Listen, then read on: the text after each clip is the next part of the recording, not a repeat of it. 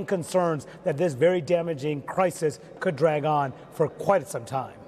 All right, Manu Raju for us on the Hill. Manu, thanks very much for that. And joining us now to discuss, Democratic Senator from Maryland, Chris Van Hollen. He sits on the Senate Foreign Relations and Appropriations Committees, among others, and of course represents thousands, tens of thousands of federal workers in Maryland. Senator, thanks very much for being with us. I think my top of the line question now, as it's very clear, a lot of our neighbors and friends here in Washington work for the federal government. You're starting to see implications at Smithsonian institutions, the National Zoo, canceling events for kids. How is this helping the American people right now?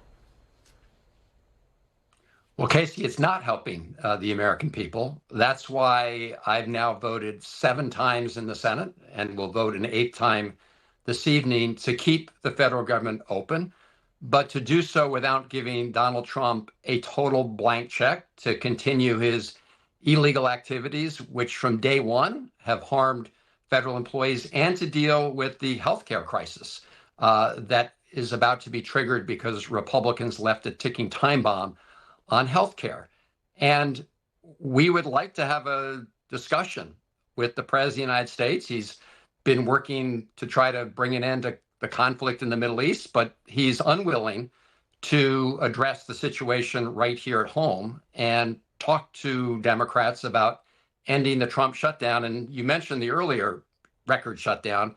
Remember, that was during Trump's first administration. We're now in the second Trump shutdown. But let's be realistic. Democrats could decide, Chuck Schumer could decide to vote to pass the CR again. Why not do that? Well, because we've seen what's happened since day one of the administration, right? I mean, they have fired federal employees in the absence of a shutdown. In fact, they have less legal authority to fire federal employees in a shutdown than in the absence of a shutdown. The judge will decide a preliminary motion in that case tomorrow.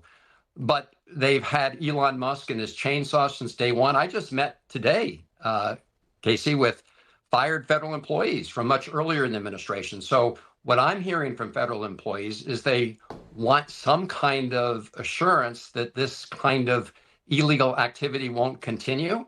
But Trump's unwilling to do that. He's willing to give the president of Argentina $20 billion of taxpayer money, but he's not willing to work to end this shutdown. Senator, did you agree with Senator Schumer's assessment in an interview that he did with Punchbowl that the situation gets better by the day for Democrats as this shutdown drags on? Casey, I really don't see it that way. I see this as being bad for the country, Republicans or Democrats. And the reality is these patriotic federal employees are being unfairly punished for something they had nothing to do with. And when you punish federal employees, you're actually punishing the American people by depriving them of the benefit of the important services that those federal employees perform. I do want to make the point that the Trump administration is now viciously terrorizing federal employees.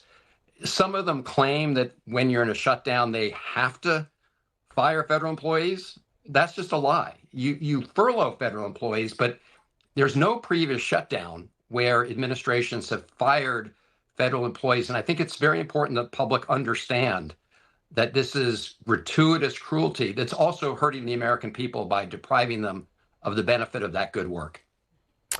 Senator, while I have you, I also want to talk to you about what we saw unfold yesterday in the Middle East, which, of course, was that ceasefire in Gaza. And you recently visited the region. You've obviously weighed in on foreign policy issues as part of your role on the committee. I want to play something the president said earlier today. He was asked about a key piece of what comes next, which is this question about Hamas disarming. Let's watch. And if they don't disarm, we will disarm them. And it'll happen quickly and perhaps violently. But they will disarm. Do you understand me? Yes, you say because quickly. you always, everyone says, oh, well, they won't disarm. They will disarm. And I spoke to Hamas, and I said, you're going to disarm, right? Yes, sir, we're going to disarm. That's what they told me. They will disarm or we will disarm them. Got it? of remarkable. The president says there that he spoke directly to Hamas. But of course, saying that directly, we will disarm them. Did you read that as him saying American troops will be involved in that effort? And what would your reaction to that be? It wasn't clear to me, Casey, what the president meant. In fact, he often makes these statements that are very difficult to interpret.